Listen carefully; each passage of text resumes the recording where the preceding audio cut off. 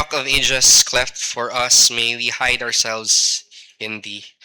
Lord, we give you thanks for this morning that you have ordained for us to rest from all things that make us weary and tired, and just to enjoy your presence, to receive your word this morning. Lord, we ask that your Holy Spirit would work in our midst and bring us to the feet of our Lord Jesus Christ. We love you in Jesus' name. Amen. So this morning again, we will be talking about giving, no? And it's a tricky subject dahil madalas naririnig natin yung topic ng giving sa mga churches that we call yung mga churches that emphasize prosperity gospel, no? That teach prosperity gospel, which teaches that the more you give, the more na maaalis yung mga negatibong aspeto ng buhay mo, right? Which is not something that the Bible teaches, no? The Bible does not teach that a Christian who trusts in God or a Christian who invests in the kingdom of God, magiging swabe yung buhay. No? But rather, what the Bible teaches us is that even if we become faithful, suffering is sure to follow. No? So, it's good for us to be able to look at Scripture and see ano ba talagang sinasabi ng Bible about giving. Because the Bible talks about giving. The Bible clearly commands us what to do and how to do it. But before we deal with our text, let us try to unpack ano yung tinuturo ng Bible first about tithing. Because tithing is something that tayo as evangelicals, we talk about. No? So what really is tithing? And I'll start with the question, should Christians tithe? Okay. Should Christians tithe? Kailangan pa ba nating mag-tithe? So if you're not familiar with tithing, it's the concept na 10% of your income should be set apart to be given to the work of the Lord. So should Christians tithe? And usually, no, when we talk about theological questions, ang sagot madalas is yes and no. We have to distinguish in what sense hindi and what sense siya applicable. Okay? So first, is tithing something that we see only in the law of Moses? And the answer to that is no. Bago pa man ibigay yung law kay Moses, tithing already existed. In Genesis 14:18 to 20, makikita natin that Abraham gave a tenth of his income to Melchizedek, yung this mysterious priest king who the author of Hebrews says, ito yung line ng priesthood ni Jesus. It said, and Melchizedek, king of Salem, brought out bread and wine. He was priest of the Most High God. And he blessed him and said, Blessed be Abraham of God Most High, possessor of heaven and earth, and blessed be God Most High, who has delivered your enemies into your hand. Then next, and Abraham gave him a tenth of everything. Okay. So the concept of tithing came long before the law of Moses was given. So it's wrong for us to say that tithing is only something that we see in the law of Moses. Okay? So yung principle of giving a portion of your income for the ministry did not begin with Moses and is not restricted to the Old Covenant. Therefore, there is a sense that Christians should still tithe. So yung konsepto ng pagbibigay sa gawain ng Panginoon, it existed long before the law of Moses. So it is something that is ingrained in the nature of humanity. Na dahil alam natin na importante ang gawain ng Panginoon, we are therefore called to give a portion of what the Lord gives us for that particular work. Okay. But in what sense hindi applicable yung tithe sa atin? Okay? So in the Old Testament, in the law of Moses particularly, merong tatlong klaseng tithes. So in the Old Covenant, yung tithe ay hindi lang 10%. It reaches up to 23.3333%. Okay? Dahil merong tatlong klase ng tithes. First, the tithe for the Levites. You know, no, in Scripture that yung Levites, wala silang inheritance from the Lord. No? When they conquered the land of Canaan, pinortion na yung lupa. And lahat ng tribes mayroon except for the Levites. Because the Bible tells us that the Lord is their portion. So yung kanilang income, nanggagaling mula sa tithes of the 11 tribes. Well, 12 kasi hati na yung Joseph into Ephraim and Manasseh. So nanggagaling sa other tribes yung kanilang income. And then second, merong tithe for the Feast of Tabernacles. Okay? So meron silang tithes na ino-offer which they themselves eat. No, doon sa Feast of Booths or Feast of Tabernacles. Okay? So that's another tithe. And then mayroon din silang tithe for the poor. So they set aside a portion of their income specifically para tulungan yung mga kababayan nila na walang-wala. The fatherless, the orphans, the widows, those na wala pang source of income at the moment, talagang may inaalat silang pera para tulungan itong mga kababayan nilang ito. Okay? So, since the Old Covenant administration has been fulfilled in Christ, we are not bound to the specific ceremonial laws of tithing. So, yung specific na tithing na makikita natin na pinrescribe sa law ni Moses, it's not applicable to us anymore. We don't have Levites, right? We don't have the Feast of Booths. So, hindi na applicable yon. However, some principles of quote-unquote tithing found in the Old Covenant are carried over into the New Covenant. Kung babasahin natin yung New Testament, merong mga principles na ini-echo mula sa Old Covenant about giving. Okay. So, ano itong mga principles na ito? So, next slide, please. Yeah. So, these are the principles that we see in the New Testament. First, Christians are called to give as they are blessed. So, walang specific percentage na binigay sa New Testament. But mas mabigat yung ating responsibility because we are not just asked to give a tenth, but we are asked to give according to the measure of the material blessings that we receive from the Lord. Okay? So in 1 Corinthians 16, makikita natin that every first day of the week, they gathered, of course, to worship. And part of their worship was giving, no? Collecting for the saints, sabi ni Apostle Paul. Secondly, Christians must give freely and cheerfully. The emphasis in the New Testament is not to give just because there is a prescribed amount or percentage, but rather you should give freely, according to your heart. According to the joy that the Lord has placed in your heart, ganun dapat yung measure ng pagbibigay natin. Okay? So give according to the measure of blessings you received. Give according to the joy that you have in your heart. And then third, churches are commanded to support their ministers financially. Okay? Sabi ni Paul in 1 Corinthians 9:14, ito ay right, no, ng mga ministers that if they preach the gospel, excuse me, they should live by the gospel. Okay? So, to support ministers, to support pastors, is a duty of the church and the Christians. 1 Timothy 5:17 tells us that elders who teach are to receive double honor. Okay? So I think important ito na pag-usapan because a lot of churches, a lot of Christians seem to think na kapag pastor hindi kailangan ng support, no, or somehow merong idea na pag pastor dapat naghihirap, dapat trust lang kay Lord, no. Dapat malakas ang faith niya.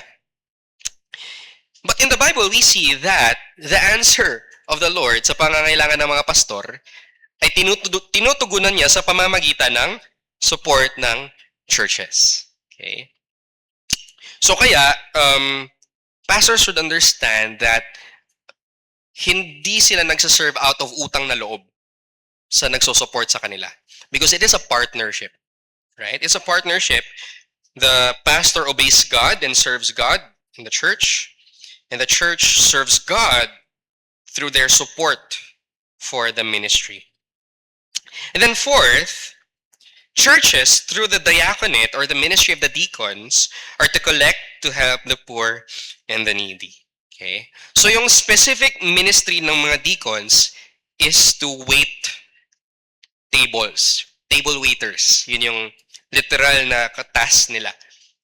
Ibig sabihin, deacons are supposed to be out there getting their hands dirty by looking for people to serve, asking the needs of the congregation, so that the money that is being collected sa church ma-distribute according to the needs of the people. Okay? So that's the main ministry of the deacons. No? Deacon literally means servant. No? So the deacons are given the task to look for people to help, to distribute the collection to those people who need it. Okay? So, the principle of quote-unquote tithing still stands in the New Covenant. But it's not the strict tithing that we see in the Old Covenant. So while the 10% seems to be a wise guide for weekly giving, the New Testament gives us reasons to give even more than 10%. Okay? So wise na guide yung 10%. So kung magtatanong tayo paano mag-give, hindi ako marunong, then the 10% could be our guide. No? Makakatulong sa atin yon. But sana hindi maging obligation lang sa atin yung 10% na yon. Right? Rather, let it be our desire to give even more than that if we could. Okay? Christians are called to give generously, both to the ministry of the church and to the individual needs of their brothers and sisters. So those are the principles that we see in both the Old Testament and in the New Testament about giving. Now let's dig deep doon sa text natin. Ano ba yung tinuturo ng text natin in 2 Corinthians 8:1-15 about giving? So yung context nito, Paul was encouraging the church of Corinth to address the material needs of the church in Jerusalem. Okay? Before, kaya ng Jerusalem to help out.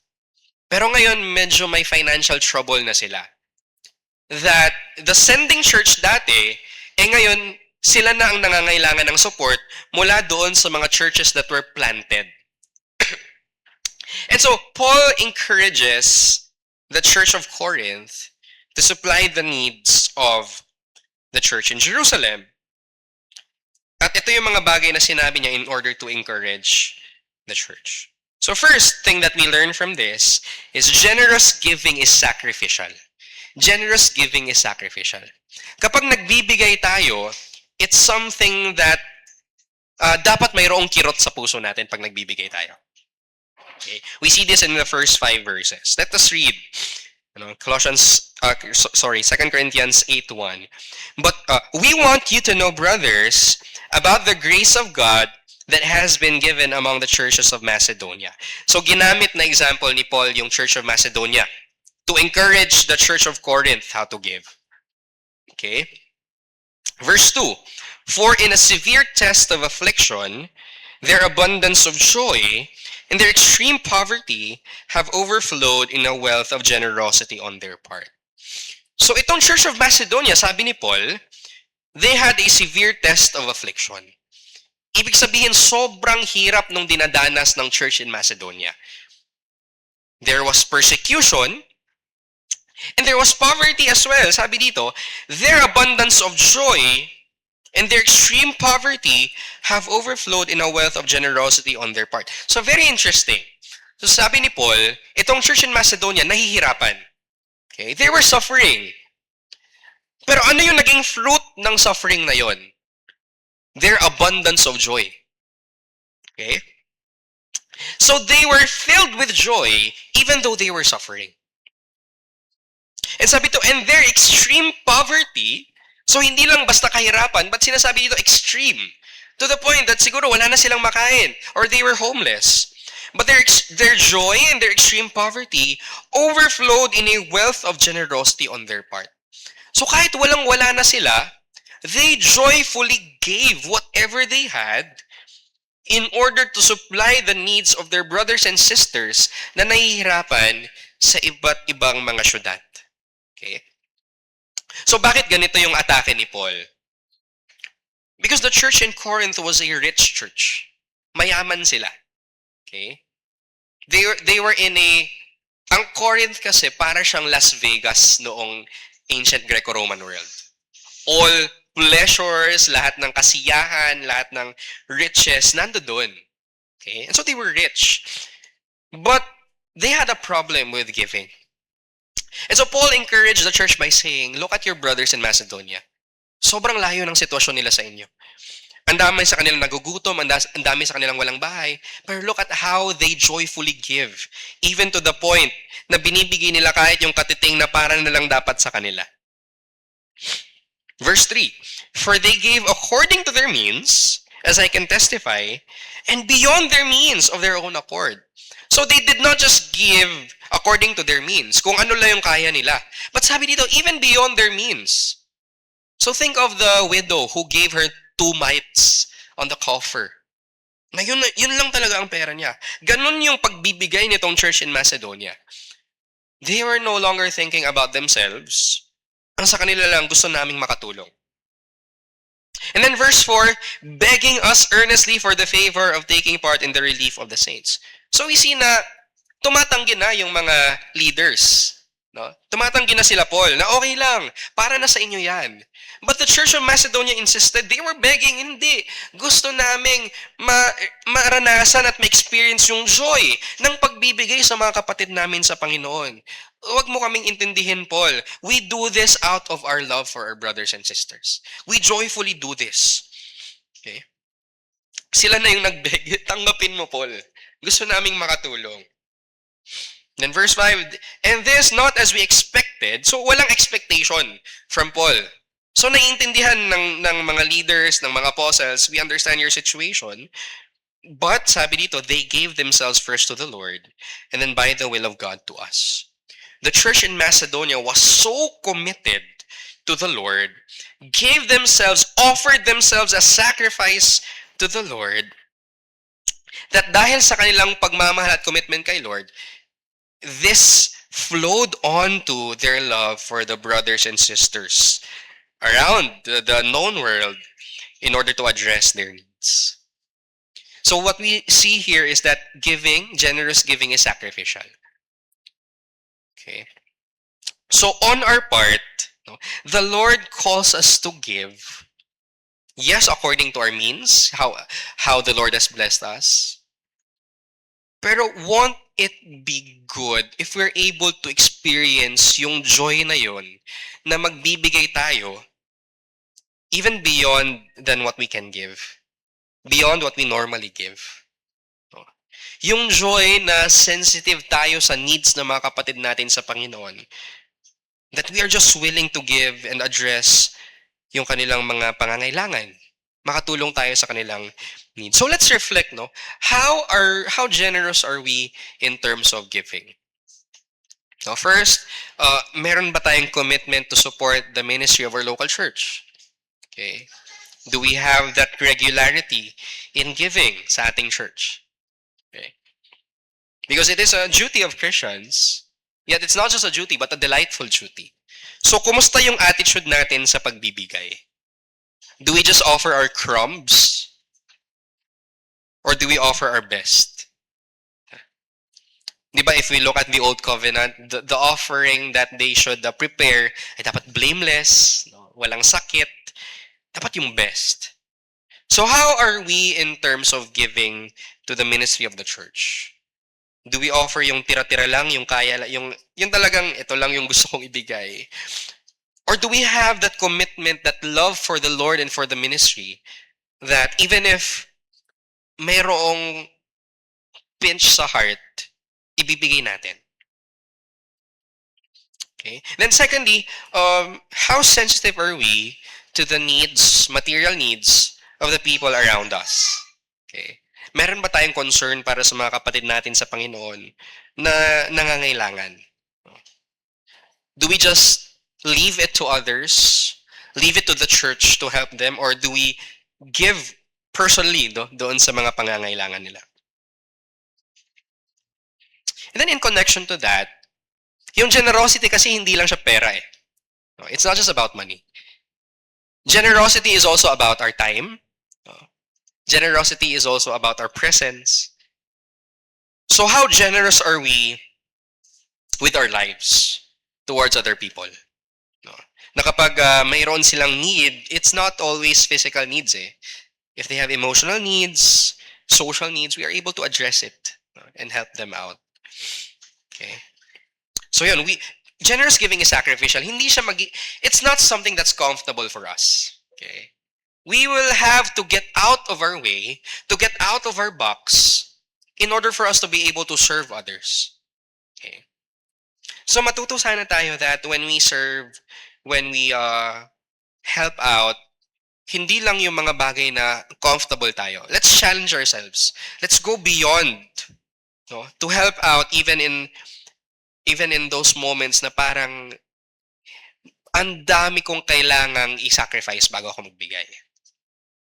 Because that is the Christian way. Later on, we will see kung ano yung pattern why Christian giving is like that. So generous giving is sacrificial. So let's reflect. How sacrificial are we in our giving? Secondly, generous giving is a fruit of maturity in grace. So isa sa mga sign na talagang nagmamature ang isang tao is sa generosity nila. Makikita mo sa paano sila magbigay, how sensitive they are sa pag-address ng needs ng mga kapatid sa Panginoon. Verses 6 to 8.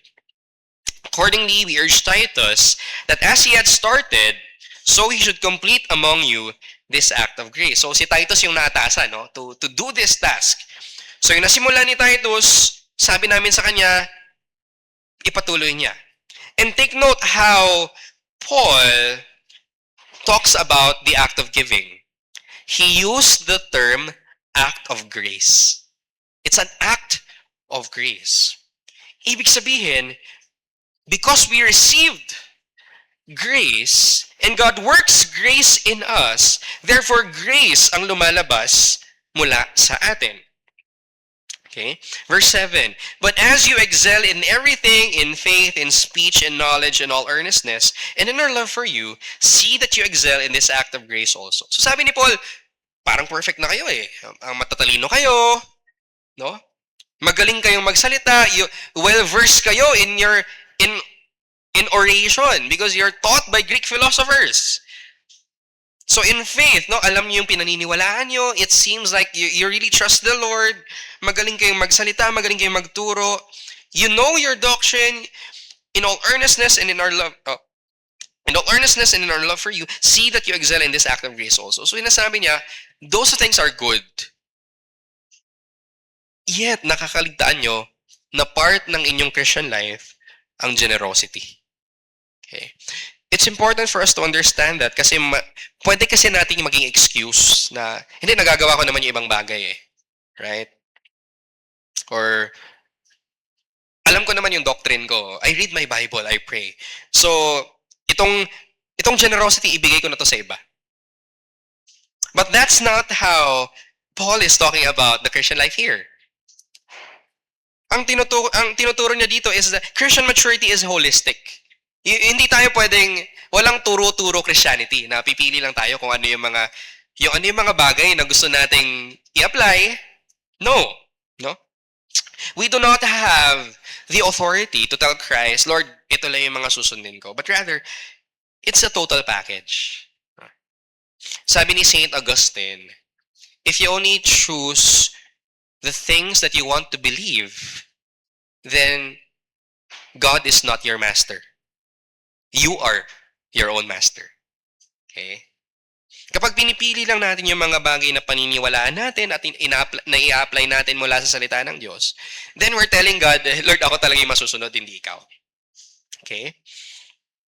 So it's a total package. He's telling the Corinthians, you must excel in this act of grace also. The Christian life is holistic. Okay nga kayo sa mga bagay na yon, pero pag hindi nyo to nagawa, it's incomplete. Then verse 8, I say that this not as a command, but to prove by the earnestness of others that your love also is genuine. Paul had the authority to command this. Okay? Because he was an apostle, and this is a biblical command. But dito, Paul was laying down that right and giving the Corinthians an opportunity to do this out of their own accord. Okay? So, patunayan nyo na tunay ang inyong pananampalataya at tunay ang inyong pag-ibig para sa Diyos at para sa inyong mga kapatid by excelling in this act of grace. Okay. So once we understand the grace of God, and once it does its work in us, one of the natural outflows of that is yung generosity natin sa ating kapwa. It is a fruit of our maturity in grace. Okay. So it's difficult to see a person as mature if they withhold yung mga bagay na in-entrust ni Lord sa kanila and not help out the needs of others. Okay. Because this is one of the aspects of maturity. To be able to let go of the things na hindi naman talaga sa inyo. Pinagkatiwala lang ng Diyos sa inyo. One of the fruits of maturity is because you love God and others so much, you're willing to give yourself away. You're willing to give yourself away. You're willing to, again, get your hands dirty. You're willing to place yourselves in a situation na hindi ko to nagagawa noon eh. Awkward gawin to. Pero dahil gusto mong makatulong, you do it anyway. So how is our maturity in Christ? Has it led us to be generous in our giving? Or is that aspect of our life left untouched by the gospel of the grace of Christ? So then it's something that we should ask the Lord for help. It's something that we should repent of. Lord, nagiging ano ba ako? Nagiging selfish ba ako? Have I withheld the things that you have entrusted to me? Hindi ba ako nakakatulong sa ibang tao? Naging makasarili na ba ako? Have I always been looking to myself? I remember one counseling session I had with a counselor nung college days ko.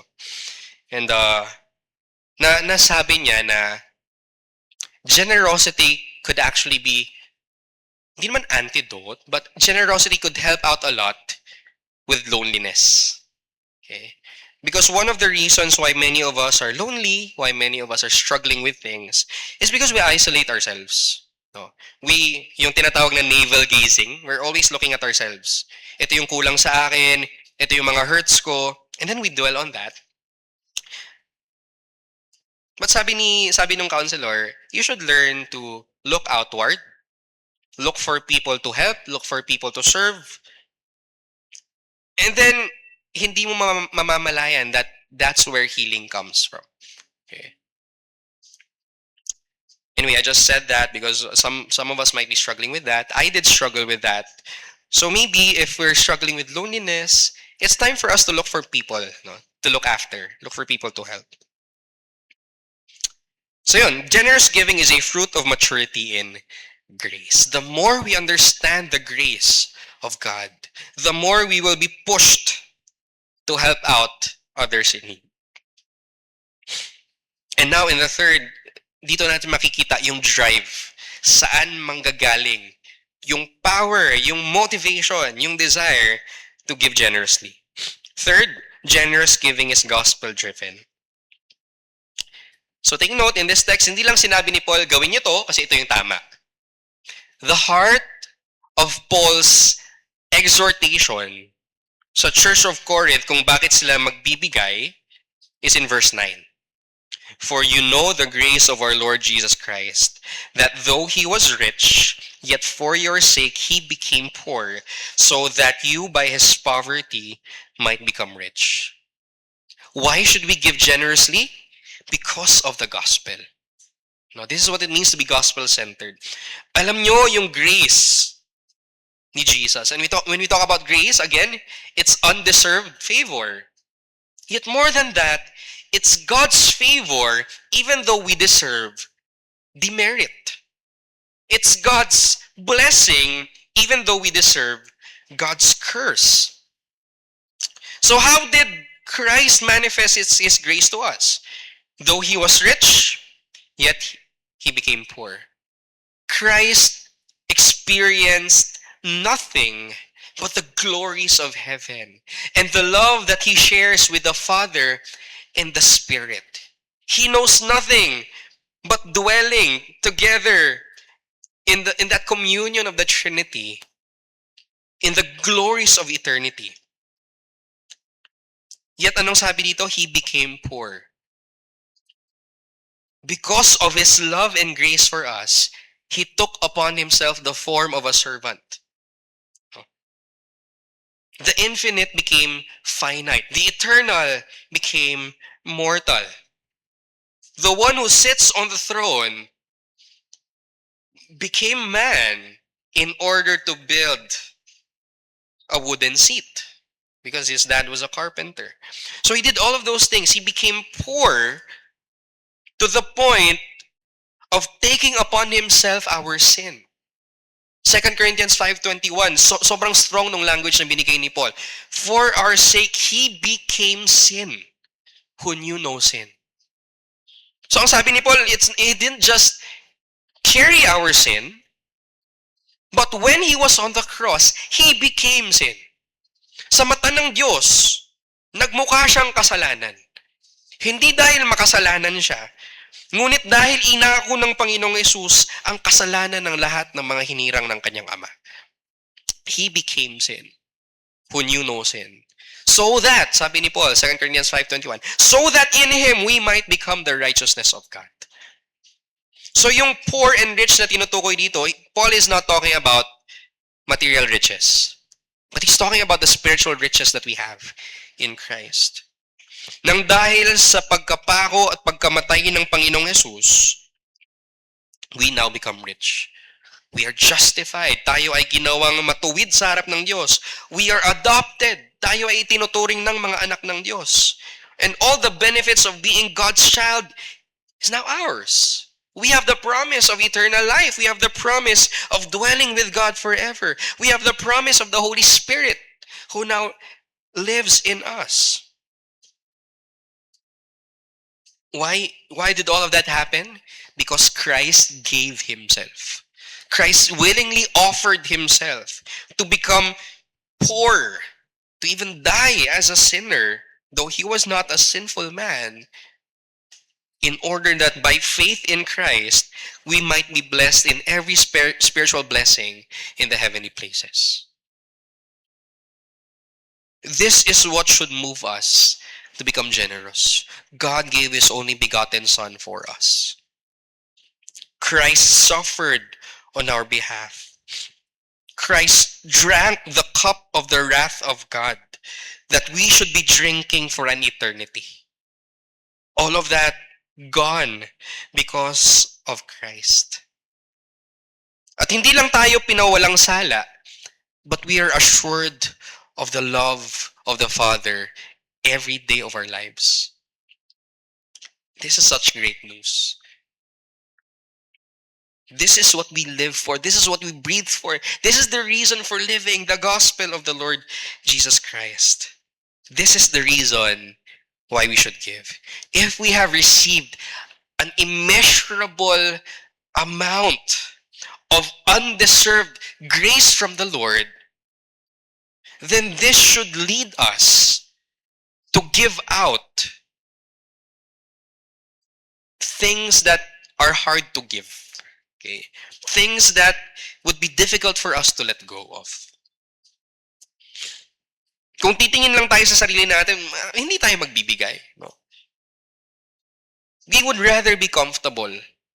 We would rather settle doon sa mga bagay na chill lang for us. But because of the gospel, we could give even more.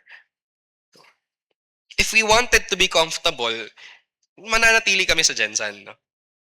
But the gospel moved us to let go of our families, to let go of our hometown, in order to settle in a place where we practically know no one, because we want to serve.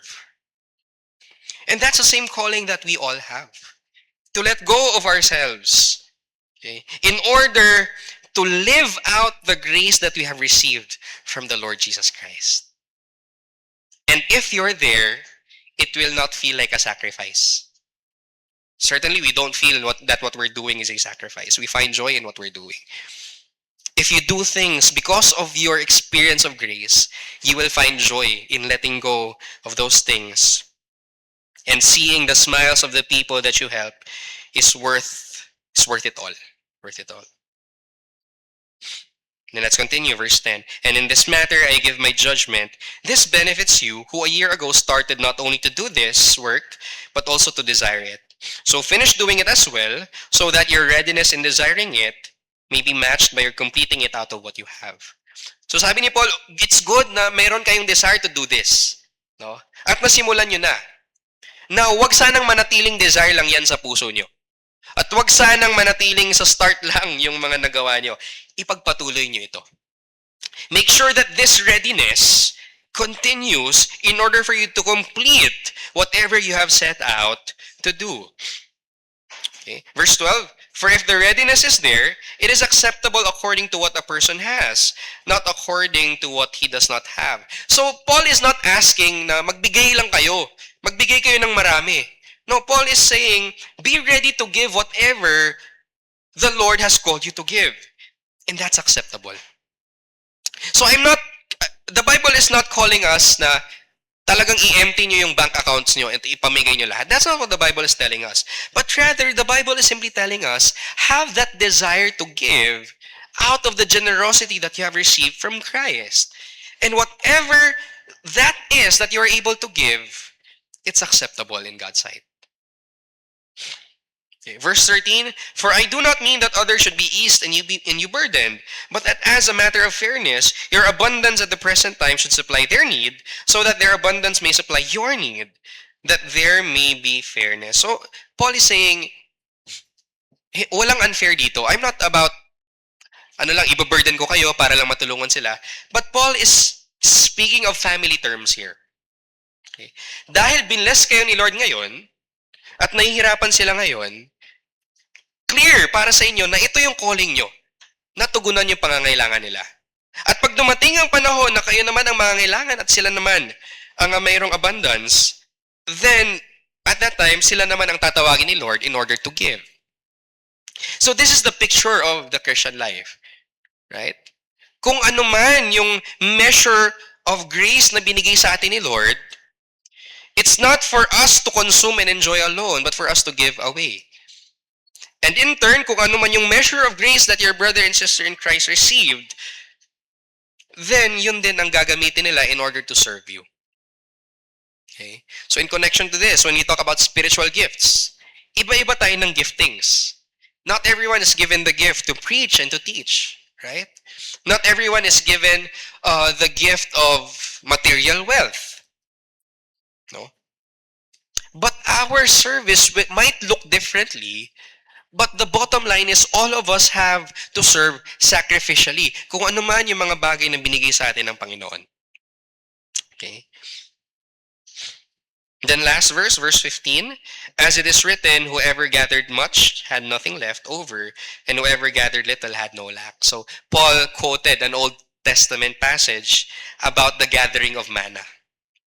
So anong gustong iparating ni Paul dito? Whatever you have in your bank accounts, whatever land titles you have, whatever companies you have, treat it as manna from heaven. That is, it's not yours to begin with. Ito ay galing sa Diyos. Biyaya niya sa inyo. Pinagkatiwala niya sa inyo. And so, if we gather much and be able to give out, or kung meron man tayong konti and we give out whatever we have, the Lord promises us na hindi tayo magkukulang. Hindi tayo magkukulang. God has proven Himself time and time again that He is a God who provides. He provides our needs. So why should we worry about our clothes, about our daily food? God promises to take care of these things. Our task is to be good stewards. Be faithful in stewarding kung ano yung binigay ng Diyos sa inyo. And learn to see that God gave you those things, not just for you to enjoy, but for you to give out. God gave those things to you in order for you to bless others through those gifts. So let's reflect again. How much do we understand the gospel that it has affected how generous we are?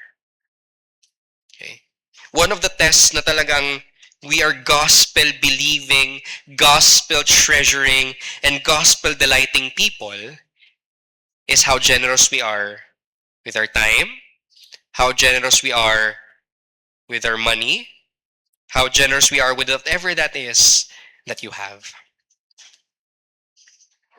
So, kumusta yung aspect ng life natin na yon?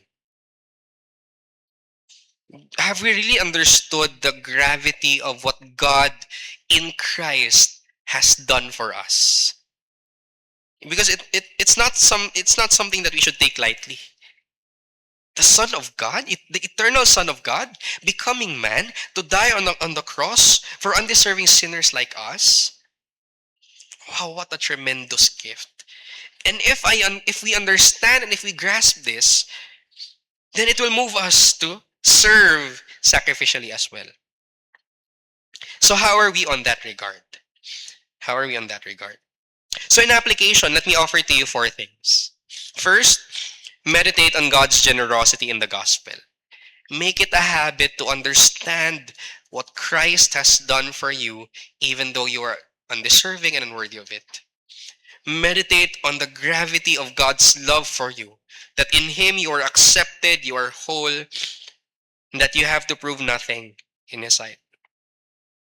God sent His only begotten Son, who willingly gave His life so that you might be rich in every spiritual blessing. Naway ito yung message na idikdik natin sa ating mga puso't isipan araw-araw. We are blessed by Christ even though we are undeserving. And then secondly, intentionally set a portion of your income for your offering. So giving to the church is both a command and a privilege that He has given His people. Okay. Ito ay duty natin. But it's not just a duty. It's a privilege. Napakalaking pribilehiyo na gamitin ng Diyos yung pera na ibinibigay natin para sa paglago ng Kanyang kaharian. What a tremendous privilege is that. So let's have that discipline, no? Na mag-set aside tayo ng portion na ibibigay sa church. Thirdly, be sensitive to the needs of the people inside your church. So wag tayong makontento na, nagbigay na ako sa church, bahala na sila. No, meron din tayong duty sa mga kapatid natin sa Panginoon to know how they are doing. No? So let's initiate, no? Kumustahin yung mga tao, ask them how we can pray for them, because that's our duty as Christ's people, as brothers and sisters in Christ. At mag-ingat din tayo na kapag may mga bagay na shinare sa atin, prayer request, huwag nating ikalat. Huwag po nating ikalat. If you want to share it to someone else, ask permission. Pwede ko bang i-share to? Can we pray for this? No. So be sensitive to the needs of people inside your church. Ask them how they are doing. And treat those conversations confidentially, if possible. No.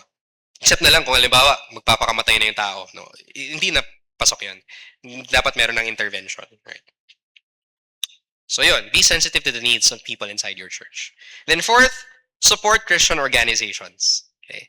So as a church, we should look for missions organizations to help out, to support, na nagpapalaganap ng gospel, especially to the unreached, or who spread the work of addressing the problems of society.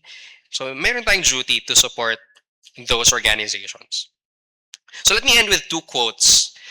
John Calvin said, "Let those that have riches, whether they have been left by inheritance or procured by industry and efforts, consider that their abundance was not intended to be laid out in intemperance or excess, but in relieving the necessities of the brethren." So Scripture tells us that yung mga material riches that the Lord has given us ay binigay sa atin, again, not just for us to enjoy, but for us to give out. And then Charles Hodge said, giving must be voluntary. It is the fruit of love. It is, of course, obligatory as a moral duty, and the indisposition to give is proof of the absence of the love of God. So yes, it's voluntary. Oh, no? The Bible tells us that we freely and cheerfully give. And the Bible also tells us that if there is no desire to give, then it might be an indication that the love of Christ does not rest on the person. Okay? Those who have been loved will love. Those who have been forgiven will forgive.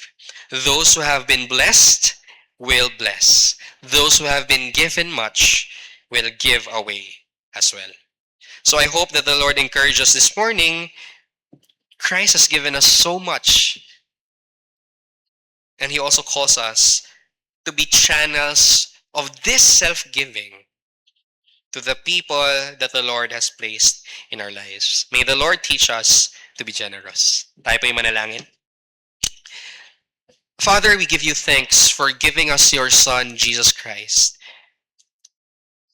to die on the cross and to reconcile us to you even though we were enemies.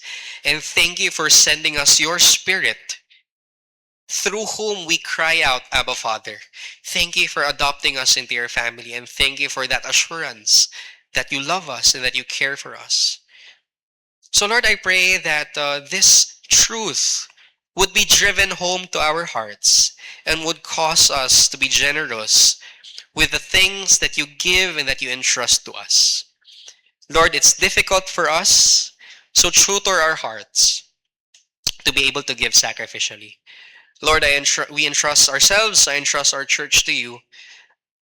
Lord, may your Spirit work in us. Lord, if we are hard-hearted, may you break it with the hammer of your word. If we are weary, give us comfort. If we are discouraged, encourage us with the gospel. Lord, it is our desire that to see your Spirit move in our midst, that we might grow together towards Christ-likeness. We love you, O God. In Jesus' name I pray. Amen.